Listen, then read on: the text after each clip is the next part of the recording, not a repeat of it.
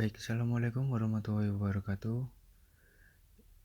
Di sini kami akan mempresentasikan tentang hasil dari kerja kelompok kami yang berjudul Perancangan Arsitektur Enterprise menggunakan metode Zachman di Umami Frozen. Sebelumnya, perkenalkan, nama saya Nizar Zulmi Maladi dengan NIM 205100004. Perkenalkan, nama saya Febrian Ismail Juni dengan NIM 2051001. Perkenalkan, nama saya Muhammad Revi Januar Nur Wahid dengan NIM 205100009. Perkenalkan, nama saya Deva Pramitis Maulana dengan NIM 205114. Saya Nur Aniza dengan NIM 20510016. Pendahuluan, Umami Frozen merupakan salah satu usaha mikro kecil menengah UMKM pada bidang produksi makanan. Mereka menjual berbagai macam kue seperti pastel, risol, donat, dan lain-lain. Dalam kegiatan usaha di Umami Frozen sering terjadi kesalahan pada pengelolaan data. Mengingat pengolahan data di sini masih menggunakan pengolahan data secara tertulis, hal ini mengakibatkan beberapa kendala seperti penginputan data dan perhitungan keuangan yang kurang efektif. Oleh karena itu, untuk membantu proses bisnis di usaha Umami Frozen ini, dibutuhkan sebuah perancangan sistem untuk membantu proses bisnis di Umami Frozen. Dengan menggunakan metode Zachman Framework diharapkan dapat memberikan kemudahan dalam pengelolaan data di Umami Frozen. Selanjutnya adalah Enterprise Architecture. Enterprise Architecture merupakan perancangan proses bisnis dan teknologi pada setiap perusahaan atau bisnis yang kemudian diintegrasikan guna mencapai tujuan tertentu yang sudah direncanakan. Jadi pada dasarnya ini adalah konsep fundamental bagaimana bisnis di setiap bagian berjalan secara terintegrasi sehingga bisa melakukan proses efektif untuk mendapatkan hasil. Selanjutnya adalah Zachman Framework. Zachman Framework merupakan salah satu metode dengan skema yang digunakan untuk arsitektur enterprise. Zachman Framework sendiri adalah kerangka kerja yang dibuat untuk mendapatkan arsitektur perusahaan secara meluas. Zachman Framework berguna untuk membantu menyelaraskan kebutuhan bisnis dan teknologi informasi. Selanjutnya yaitu pada bagian definisi masalah. Ada 3 poin penting yang dibahas pada masalah yang terdefinisi. Yang pertama yaitu laporan penjualan. Proses entry data masih mengandalkan proses manual. Hal ini rentan terhadap ketidaktepatan data yang meliputi kesalahan input, kesalahan perhitungan, dan kehilangan data penjualan. Yang kedua yaitu laporan keuangan. Dalam pengelolaan perhitungan yang masih tertulis menyebabkan ketidakakuratan perhitungan seperti kesalahan perhitungan biaya. Hal ini dapat menyebabkan ketidakakuratan dalam menentukan profitabilitas bisnis. Yang ketiga yaitu laporan ketersediaan bahan baku. Laporan ketersediaan bahan baku ini tidak memberikan informasi secara real time tentang bagaimana stok bahan bakunya tersedia. Tapi oleh sebab itu hal ini dapat menghambat perencanaan produksi yang efektif dan menyebabkan keterlambatan dalam pemenuhan pesanan.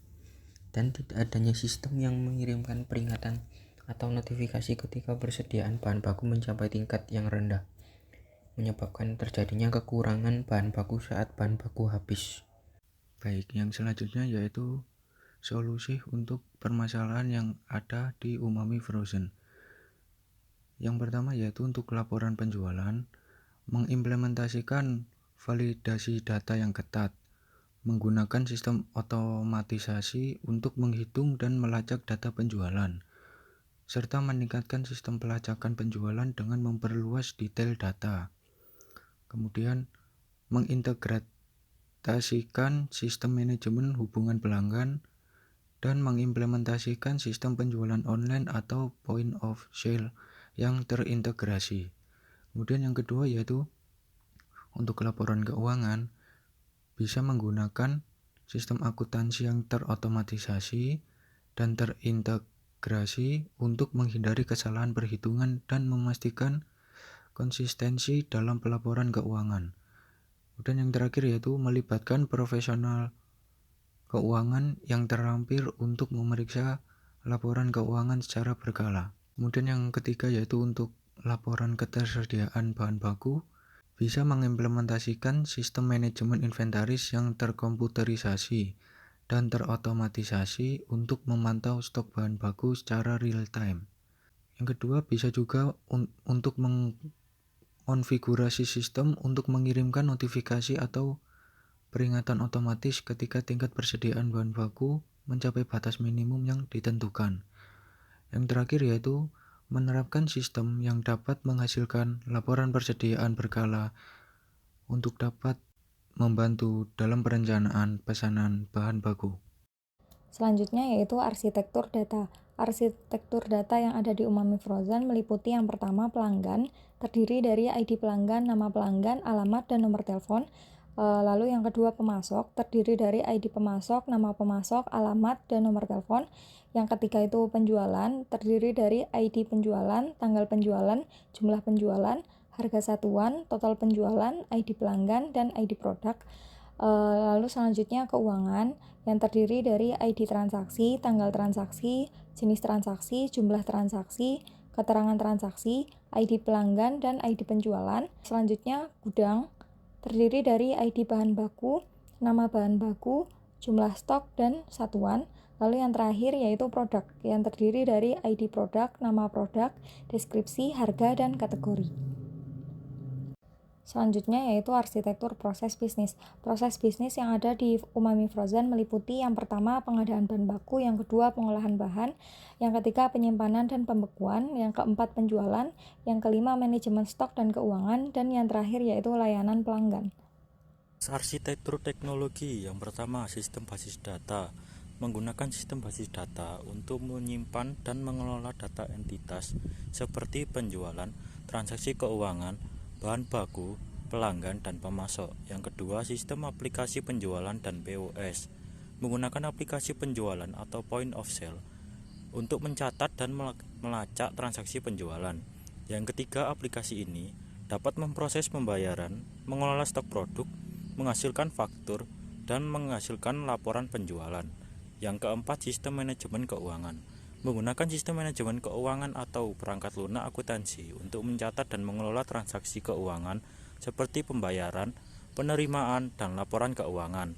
Yang kelima, sistem manajemen inventaris.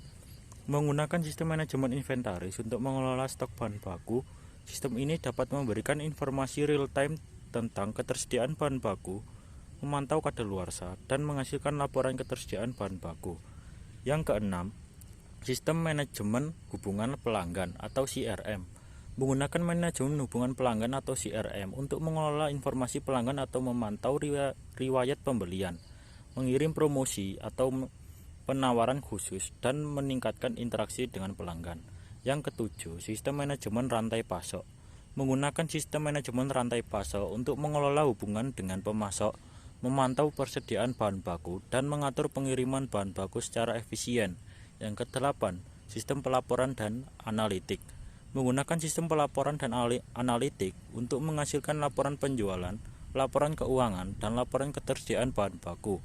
Sistem ini dapat membantu dalam menganalisis data, mengidentifikasi tren, dan mengambil keputusan berdasarkan informasi yang relevan. Yang terakhir, infrastruktur teknologi. Memiliki infrastruktur teknologi yang memadai seperti jaringan komputer yang stabil, server untuk hosting aplikasi, perangkat keras yaitu komputer, printer, barcode scanner, dan lain-lain, dan perlengkapan kantor.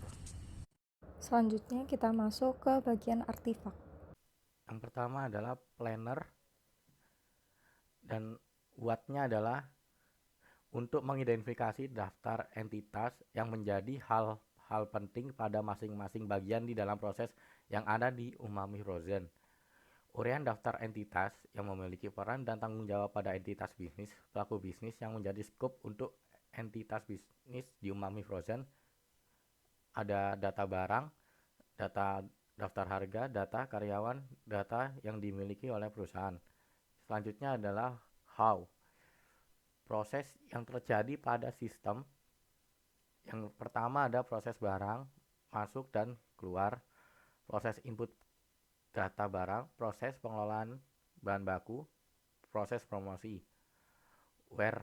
Where-nya adalah tempat sistem berada, yaitu pada rumah Jalan Mertojo Selatan, Blok C, Lok Maru, Kota Malang. How-nya adalah pihak-pihak yang memiliki peran dalam menggunakan aplikasi yang diusulkan seperti pegawai dan pemilik. When-nya adalah menjelaskan yang memiliki hubungan dengan proses pada sistem informasi atau menggambarkan kegiatan atau kejadian peristiwa yang terjadi terkait dengan uraian kegiatan proses yang berlangsung secara keseluruhan di Umami Frozen. Selanjutnya adalah why, menjelaskan tentang visi dan misi usaha. Visinya adalah menjadi penyedia makanan beku yang terpercaya dan terkemuka di pasar dengan kualitas produk yang unggul dan inovasi yang berkelanjutan serta memberikan kepuasan pelanggan yang tinggi. Selanjutnya misi, menyediakan produk frozen food berkualitas tinggi.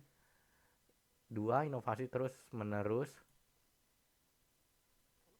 Selanjutnya adalah kepuasan pelanggan adalah prioritas.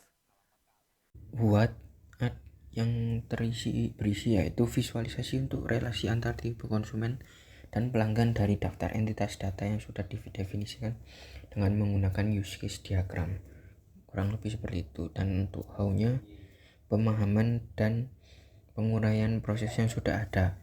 Yang pertama yaitu proses input data, banyaknya barang masuk dan keluar. Yang kedua yaitu proses input data pengiriman dan penjualan dan penerimaan bahan baku baru juga bisa. Nomor 3 yaitu proses input data jumlah bahan baku. Dan untuk where, pada bagian where, owner yaitu peta sistem jaringan saat ini. Pada bagian who yaitu pihak yang akan mengurus sistem itu yang akan diusulkan. 1. Admin kasir. 2. Warehouse head atau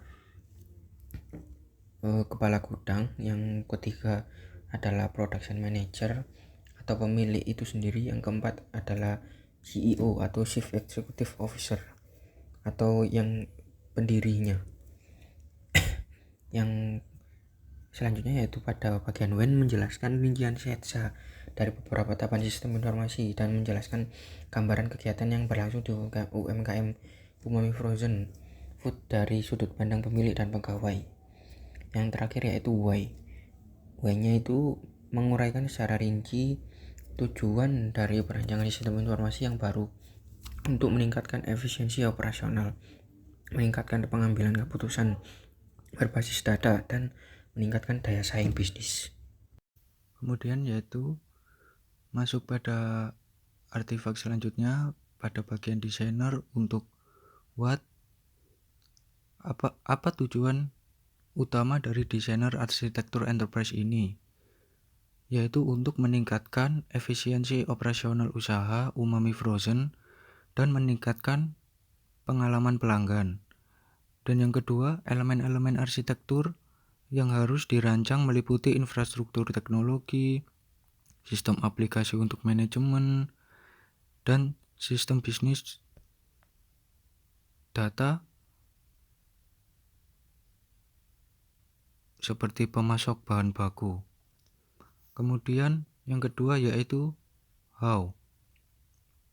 Desain arsitektur data akan menggunakan teknologi informasi yang tepat seperti pemilihan perangkat keras, perangkat lunak, aplikasi, dan platform teknologi yang sesuai.